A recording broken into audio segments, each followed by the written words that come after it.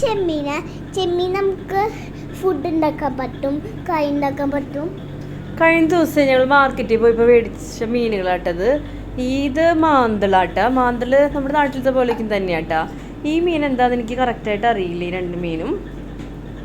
ചെമ്മീൻ നാട്ടിൽ taste vice നോക്കുമ്പോൾ രണ്ടും ഒരുപോലെ തന്നെയാണ്. ഇപ്പോൾ ഇവിടെ ചൂടായ കാരണം മീനിക്ക് കുറച്ച് വില കൂടുതലുണ്ട് കേട്ടോ. പിന്നെ ഇവിടെ മാർക്കറ്റ് കാലത്ത് ഒരു 6 മണി തൊട്ടിട്ട് ഉച്ചയ്ക്ക് 2 മണി വരെയൊക്കെയാണ് ഉണ്ടാവാറ് കേട്ടോ.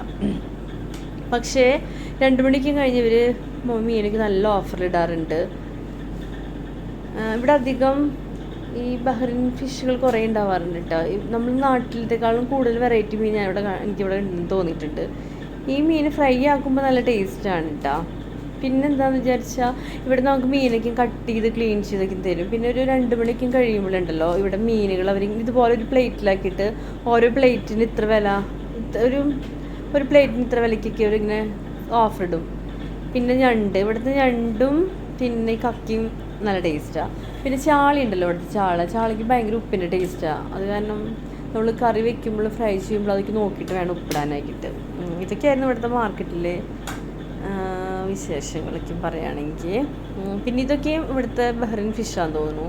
ഈ ബഹ്റിൻ ഫിഷിലെ ഇതിനൊക്കെ ഭയങ്കര മുള്ളായിരിക്കും. ഫ്രൈ ചെയ്യുമ്പോഴേക്കും സൂക്ഷിച്ച് കഴിച്ചില്ലെങ്കിൽ പണി കിട്ടുന്ന മീനുകളതൊക്കെയും. എന്നാലും കുഴപ്പമില്ല, നല്ല മീനൊക്കെയും കിട്ടും ഇവിടെ. വെറൈറ്റി ഫിഷൊക്കെയും കിട്ടാറുണ്ട്.